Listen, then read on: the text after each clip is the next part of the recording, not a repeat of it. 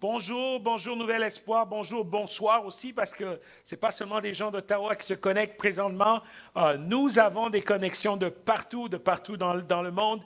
Comme vous avez vu hier, nous avons eu ce temps, dans ce temps de jeûne et prière que nous concluons présentement. Nous avons eu avec nous Phil Spence de l'Australie. Eux, ils sont 15 heures en avance de nous autres.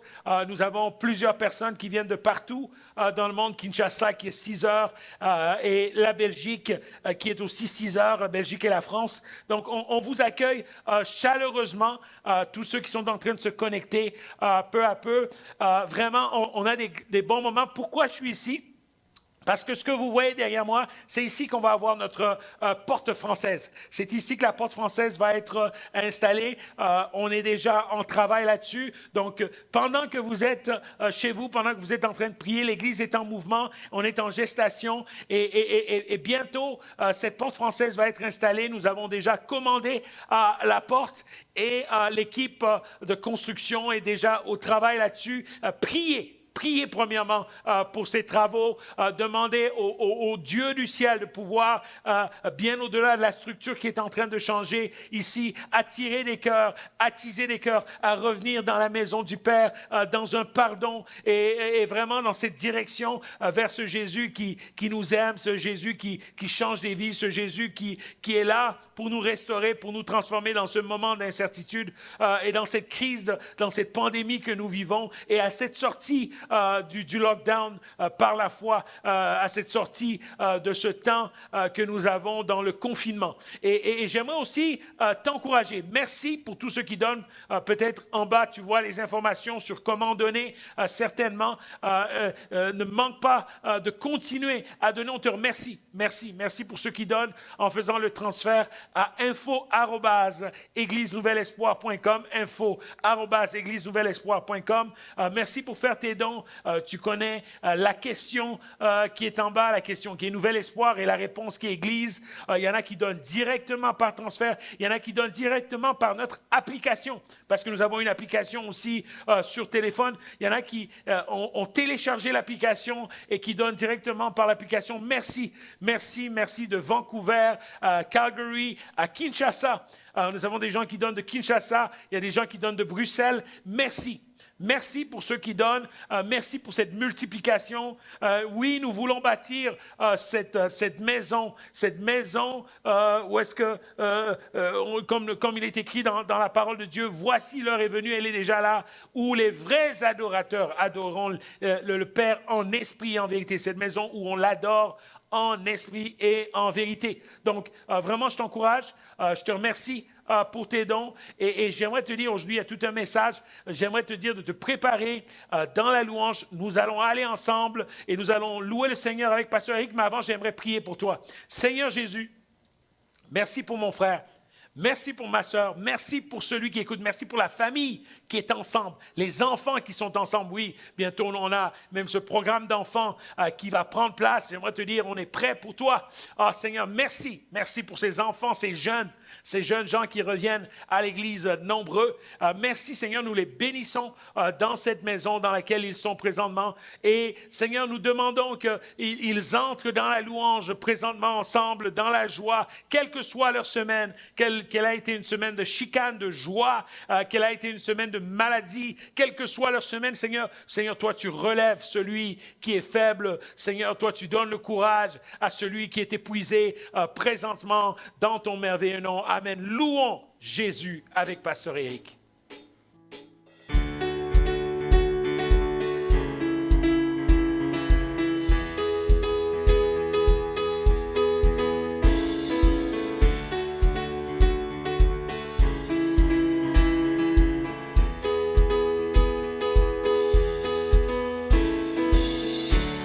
Ton grand amour, Jésus en toutes choses, nous a révélé ton cœur et pour toujours, je ne cesserai de chanter. Comment ne pas te louer? Comment ne pas te louer? Tu es le Dieu tout-puissant. Sur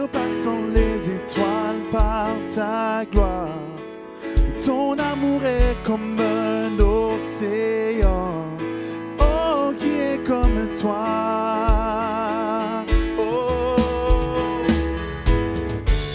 la création nous pointe vers le Sauveur. Nous vivons pour t'adorer sur toute la terre. Aucun n'est plus grand. Dieu de miracles, tu règnes. Dieu de miracles, tu règnes. Tu es le Dieu tout-puissant, surpassant les étoiles par ta gloire. Ton amour est comme un océan. Oh, qui est comme toi. Tu es le Dieu tout-puissant, surpassant les étoiles par ta gloire. Ton amour est comme un océan. Oh, qui est comme toi.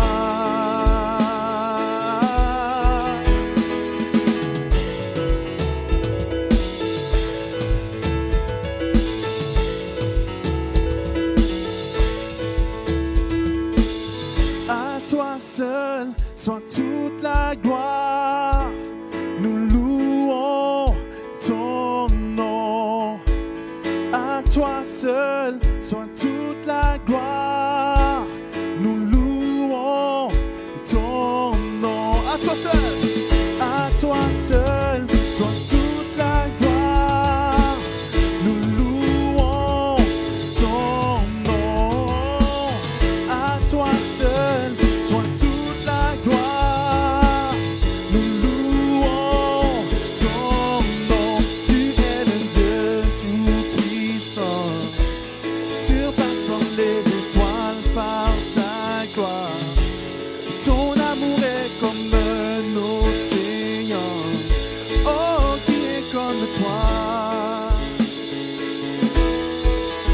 Tu es le Dieu tout-puissant, surpassant les étoiles par ta gloire. Ton amour est comme un océan. Oh, qui est comme toi. Oh, à toi seul soit toute la gloire. Nous louons ton nom. À toi seul soit toute la gloire. Nous louons ton nom.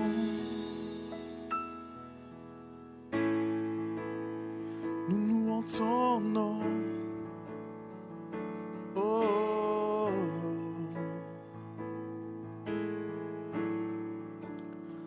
Quand je songe à l'infâme croix où Jésus fut meurtri pour moi, je vois ses mains, ses pieds percés, mon sauveur au bois attaché.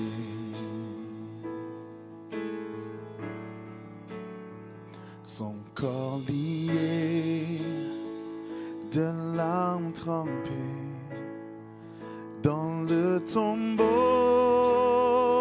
fut déposé, l'entrée scellée d'une lourde pierre. Le Messie seul est délaissé.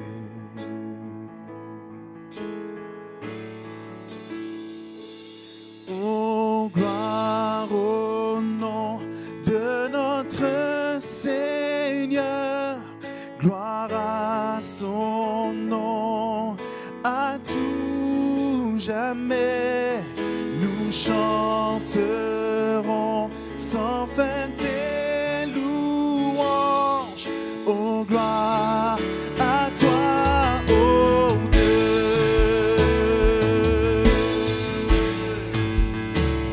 Oh, oh, oh.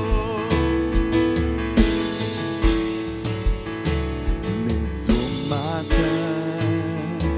du troisième jour, le Fils des cieux est ressuscité. La mort n'est plus, elle est vaincue. Les anges acclament Christ notre roi. Déclare-le.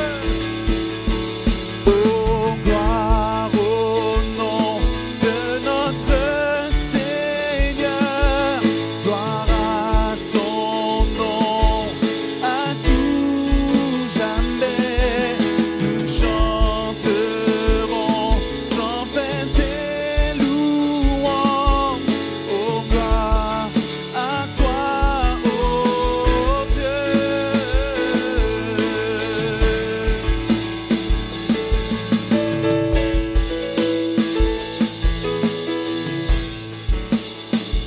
Il viendra d'un blanc vêtu, percer la nuit, notre Jésus, et je serai parmi les saints, captivé par sa gloire sans fin. Il reviendra d'un blanc vêtu, percer la nuit, notre Jésus, et je serai parmi les saints, captivé par sa gloire sans fin. Oh, gloire au nom de notre Seigneur, gloire à son nom, à tout jamais. Nous chanterons sans fin tes louanges. Oh, gloire à toi, oh Dieu. Oh, gloire à toi, oh Dieu. Oh, gloire à toi, oh Dieu.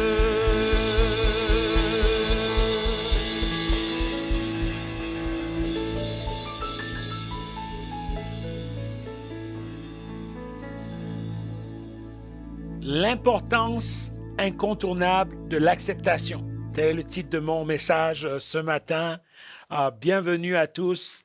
Et nous savons que Jésus agit pour ceux qui ont fini de jeûner avec nous et qui ont eu le focus pour la foi et pour la force. En 2021, nous avons besoin de foi et de force.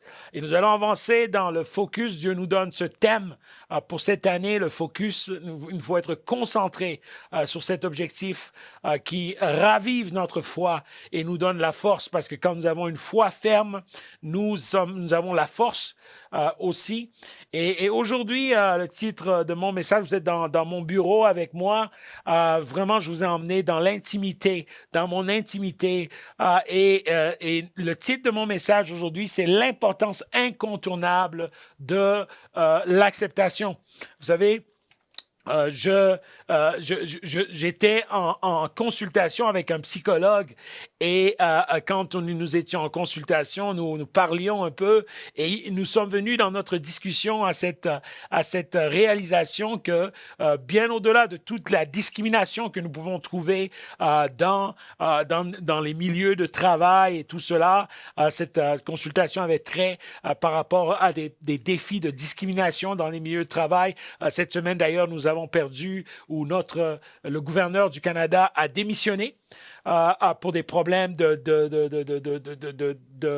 de maltraitance de certains employés, de plaintes et tout cela, et certaines personnes qui vivaient une certaine discrimination au travail, un certain mauvais traitement, et quelles que soient les perspectives que nous pouvons avoir avec ce psychologue avec lequel nous avions cet échange, nous sommes venus à cette conclusion: les problèmes dans la vie ne sont pas discriminatoires.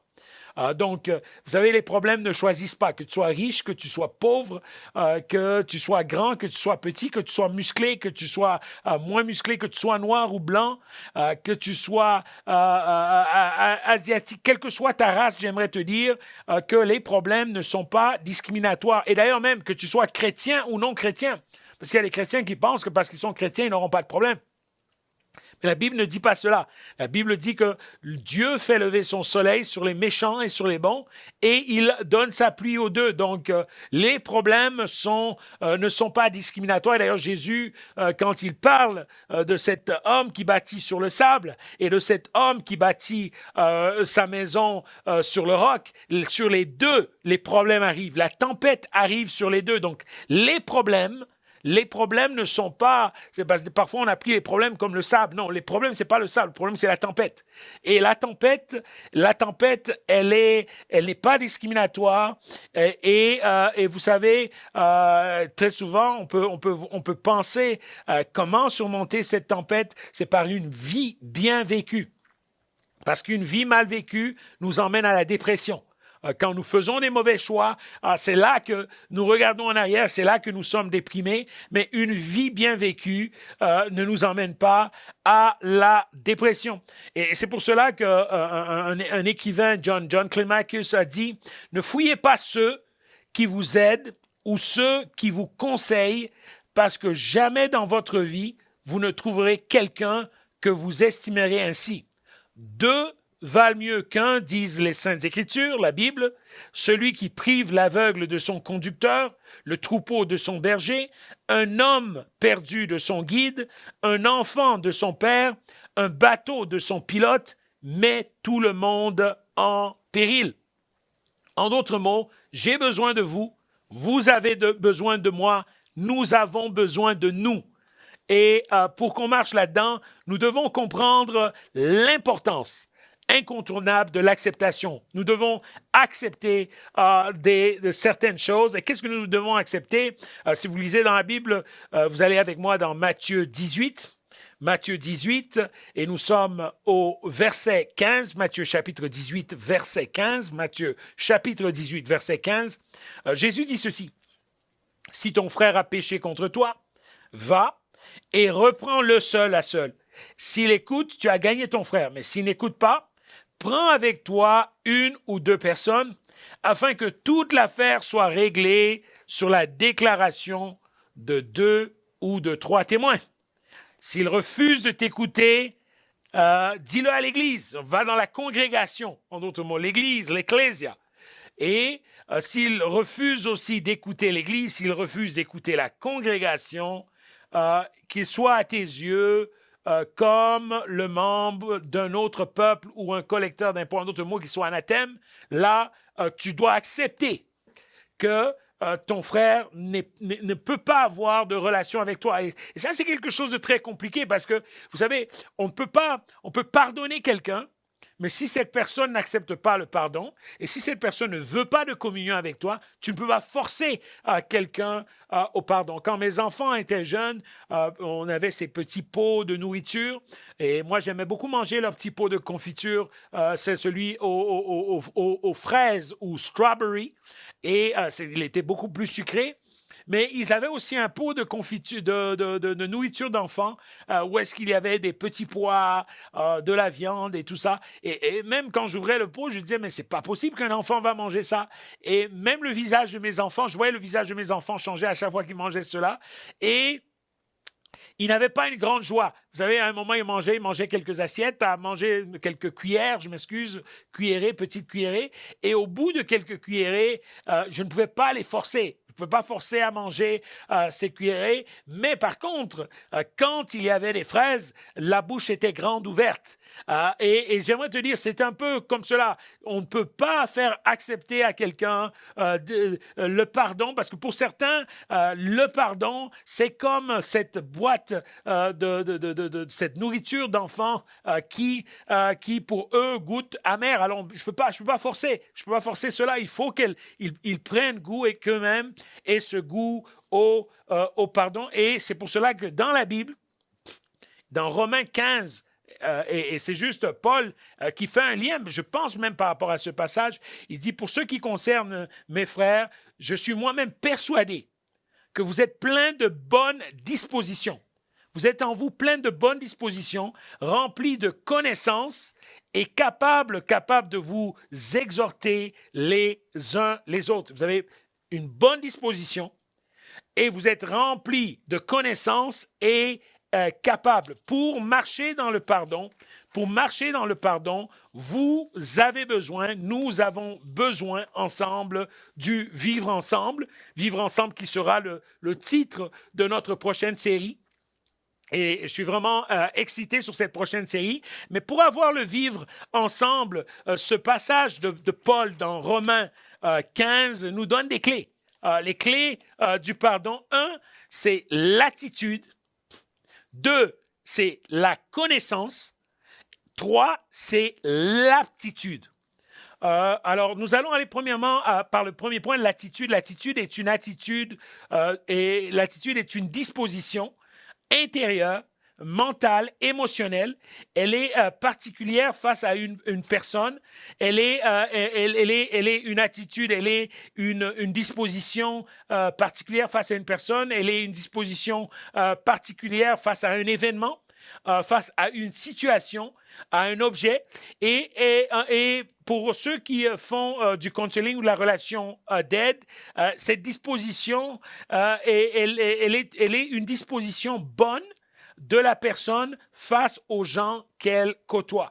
L'attitude, on dit des gens qui ont une bonne attitude, des gens qui ont un bon caractère, c'est des gens qui sont parlables, c'est des gens qu'on peut corriger, c'est des gens qui ne sont pas blessés. Et vous savez, juste là-dessus, juste quand vous avez une équipe où est-ce que chacun a une bonne attitude, on avance bien. Il y a une chose à Nouvel Espoir que je veux, que ce soit pour notre équipe pastorale, que ce soit pour notre Église, c'est avoir des gens dont l'attitude est travaillée par le Saint-Esprit. Fermement. Où est-ce que nous sommes ouverts aux critiques, mais aussi ouverts à la correction, aussi ouverts à la chaîne de commande, parce que pour avancer, tout le monde ne peut pas être chef. On a besoin de personnes qui prennent des ordres, on a besoin de personnes avec une direction, une vision, et on a besoin d'avancer là-dedans ensemble. On a besoin aussi des gens qui sont responsables, des chefs qui écoutent ceux qui sont avec eux. Et c'est là, pour que le pardon fonctionne, on a besoin d'une bonne attitude. Un exemple concret serait, vous savez, il m'est arrivé des fois, tu as un défi avec quelqu'un et cette personne vient te demander pardon. Pour moi, je suis toujours ouvert quand quelqu'un me demande pardon parce que ça demande du courage. Ça demande du courage, ça demande de l'humilité. La personne doit être humble. Et quand la personne t'aborde, tu ne peux pas l'aborder en boudant. Tu ne peux pas l'aborder en lui faisant sentir petit, en lui faisant sentir mal.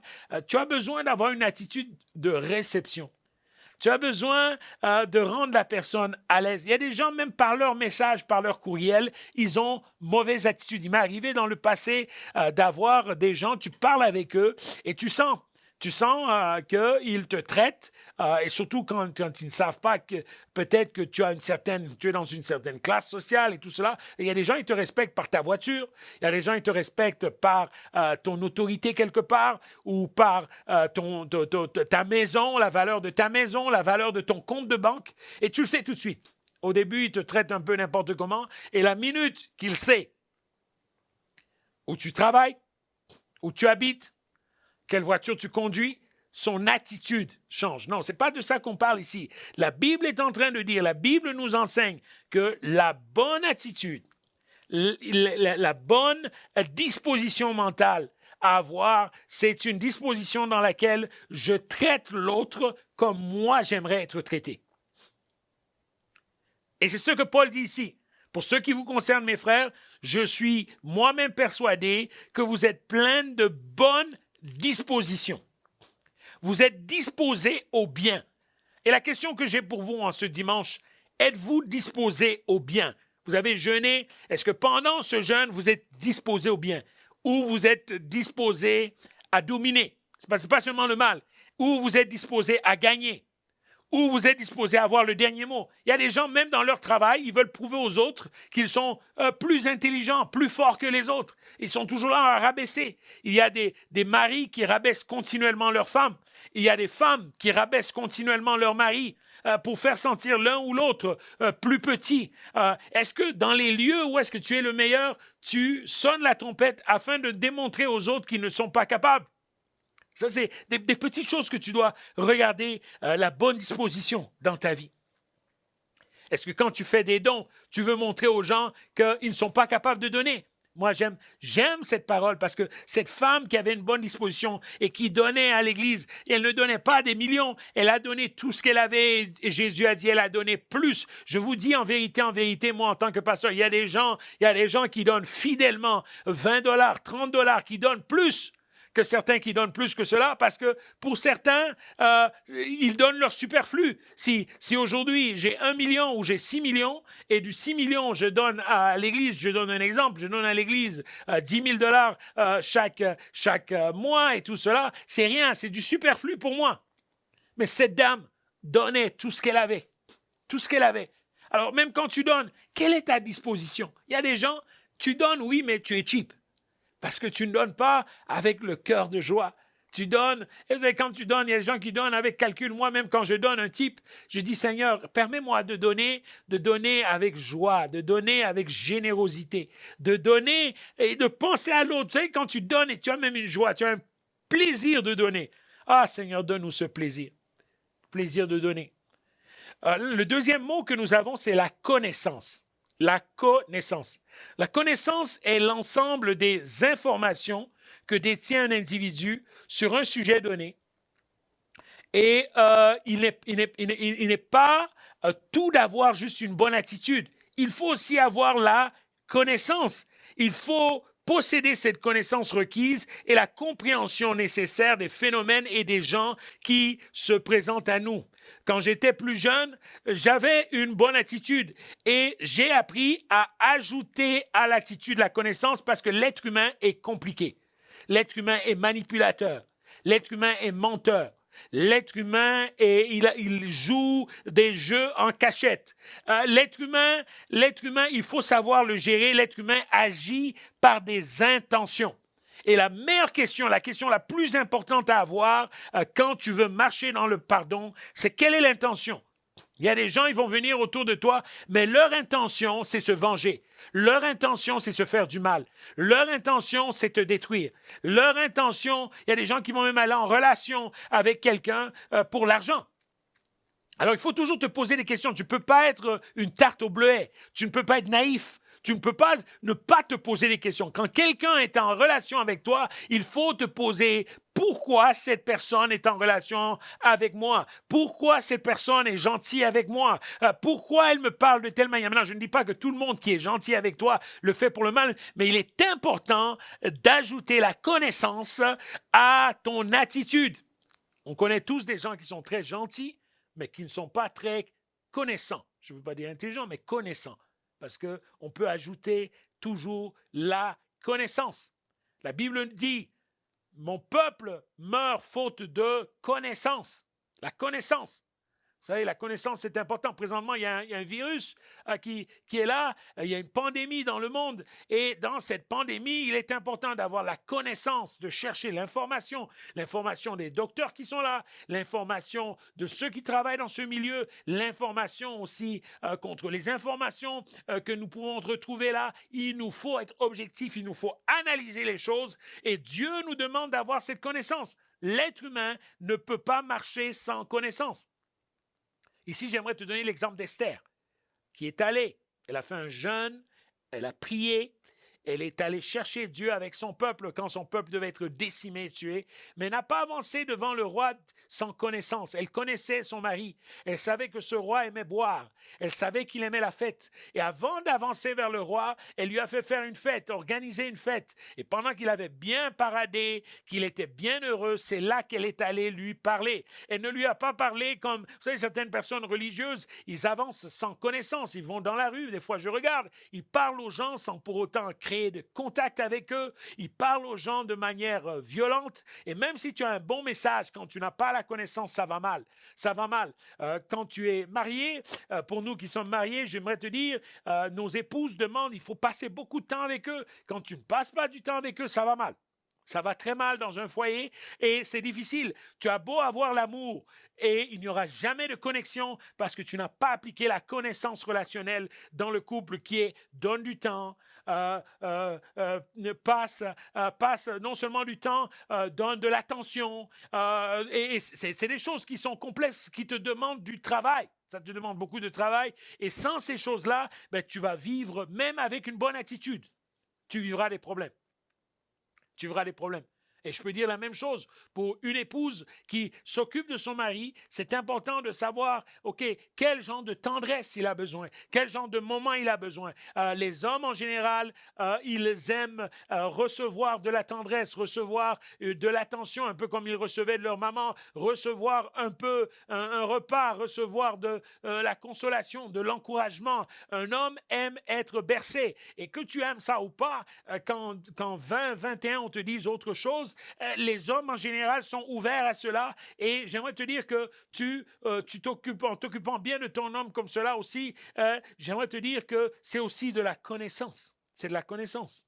Une église comme celle-ci avance par l'esprit, mais avance aussi par la connaissance. Nous devons changer les tapis, nous devons changer les planchers, nous devons changer les portes, nous devons aller vers une nouvelle ère, même au niveau du son, où est-ce que nous allons nous équiper avec des moniteurs qui sont des moniteurs à l'oreille et des moniteurs un peu plus avancés que ce que nous avons présentement. Nous voulons attirer des masses, nous voulons évangéliser, oui, mais nous voulons aussi nous équiper en ce qui s'agit de personnes qui ont des connaissances.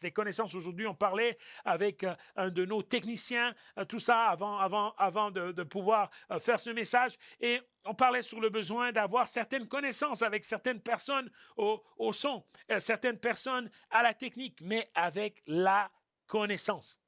Et sans la connaissance, il n'y a pas de vrai pardon.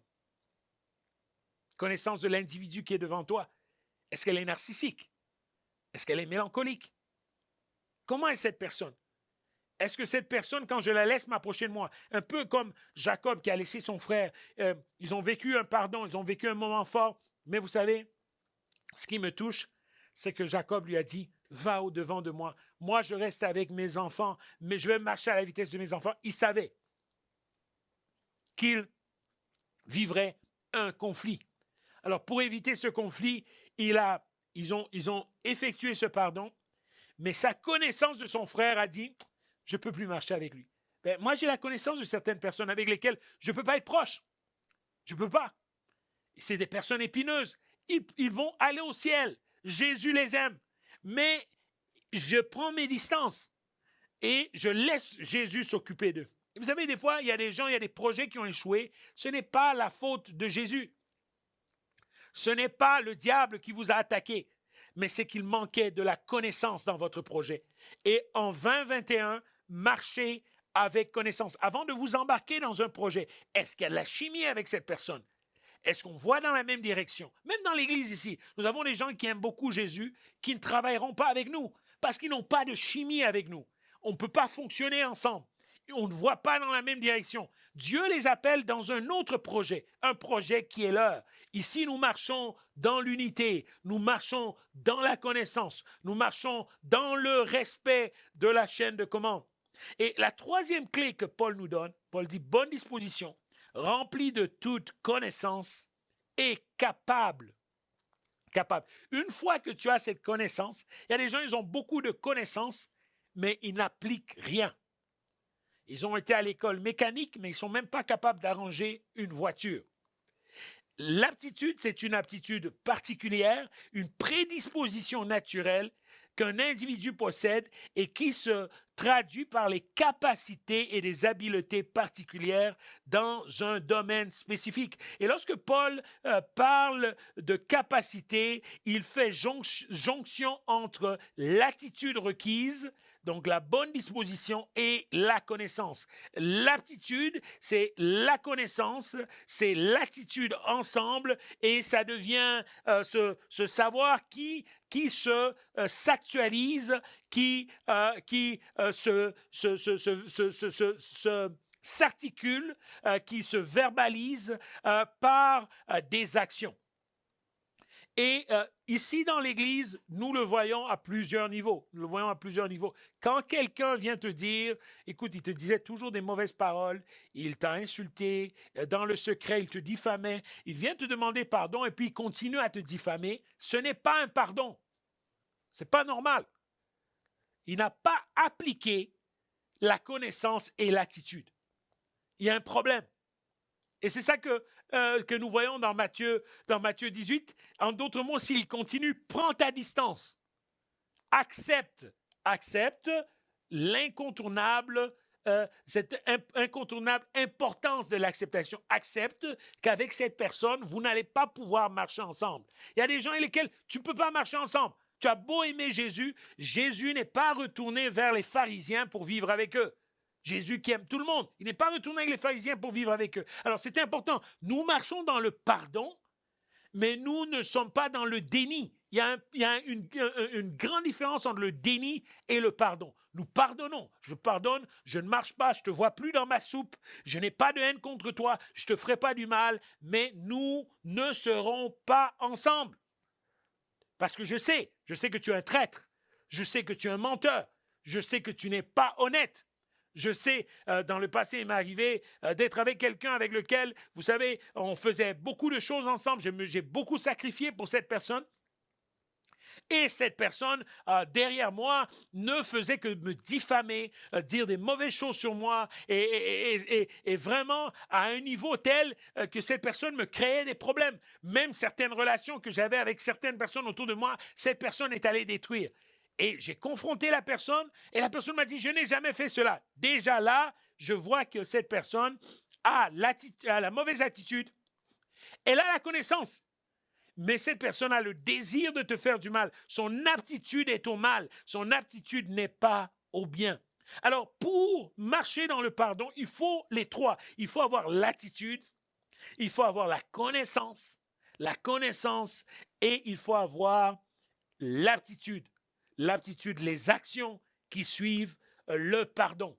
Et c'est pour cela que Paul dit, pour ce qui vous concerne, vous mes frères, je suis persuadé que vous êtes pleins de bonnes dispositions, remplis de toute connaissance et capables de vous exhorter les uns les autres, capables d'être là les uns avec les autres. Nous allons aller dans une série le mois prochain qui est Vivre ensemble. Et cette série va nous aider à vivre les uns avec les autres. C'est le problème numéro un.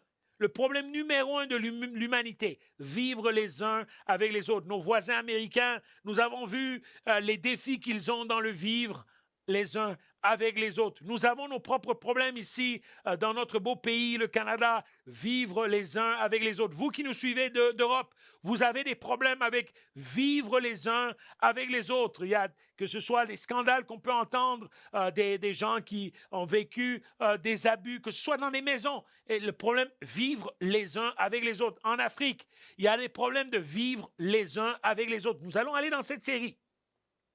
Vivre ensemble. Nous avons posé ce fondement qui est le pardon. Parce que sans le pardon, il est impossible de vivre les uns avec les autres. C'est le fondement. Mais nous allons voir des clés. Comment vivre les uns avec les autres. Nous allons ajouter au fondement à cette attitude de la connaissance afin que nous puissions marcher dans l'aptitude du Saint-Esprit. J'aimerais prier pour toi qui est là, afin que tu puisses avoir non seulement l'attitude, afin que plus que l'attitude, tu puisses venir semaine après semaine, venir chercher cette connaissance de la parole de Dieu, cette connaissance que Jésus nous donne par cette clé, même dans Matthieu 18, si ton frère pêche, va, reprends-le seul, et l'attitude de le reprendre seul. Mais après, il dit ceci, ne le reprends pas seulement tout seul, il va plus loin. Il dit, prends 2 témoins avec toi.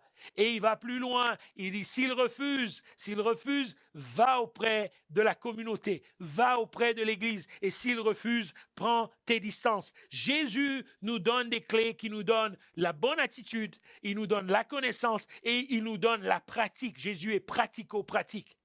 Et j'aimerais prier pour toi. Il y a des gens avec lesquels tu dois te réconcilier. Cette série t'a emmené à te réconcilier. Mais il y a des gens avec lesquels, même si tu t'es réconcilié avec ces personnes-là, tu dois accepter ce que moi j'appelle en anglais « to release them to their destiny ». Tu dois accepter de prendre tes distances de ces personnes. Tu dois accepter de créer cet écart entre ces personnes-là. Peut-être tu es en train de faire des études.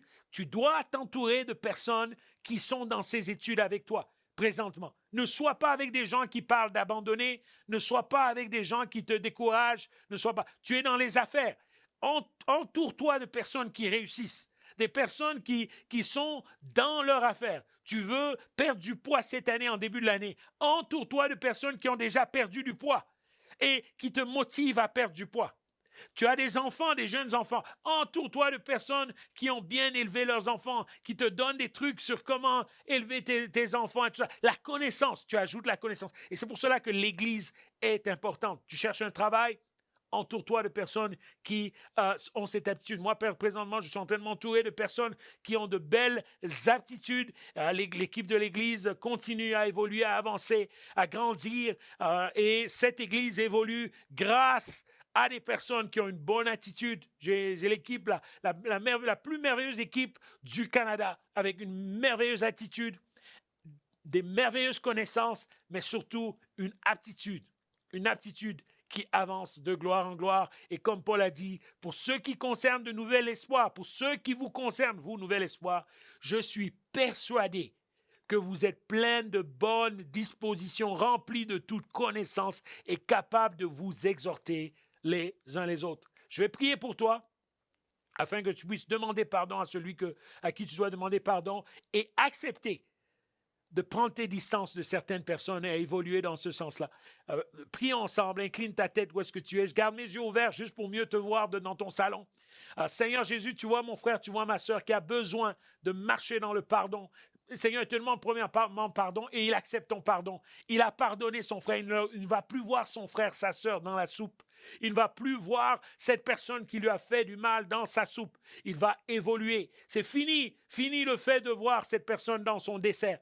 Et Seigneur, je prie pour que cette personne puisse aussi accepter. Accepter que, en tant qu'enfant de Dieu, nous n'avons pas des ennemis, mais nous avons des gens avec lesquels nous prenons une distance. Dans ta parole, il a été écrit à plusieurs reprises que Jésus n'alla pas dans ce lieu parce que ce n'était pas le temps de la crucifixion. Il a été écrit aussi que tu as pris distance de certaines personnes. Et toi-même, tu as dit, si vous allez dans un village et qu'on ne vous accepte pas, essuyez vos sandales, sortez de là et allez dans le prochain village. Prenez vos distances. Seigneur, que cette personne accepte cette importance incontournable de l'acceptance.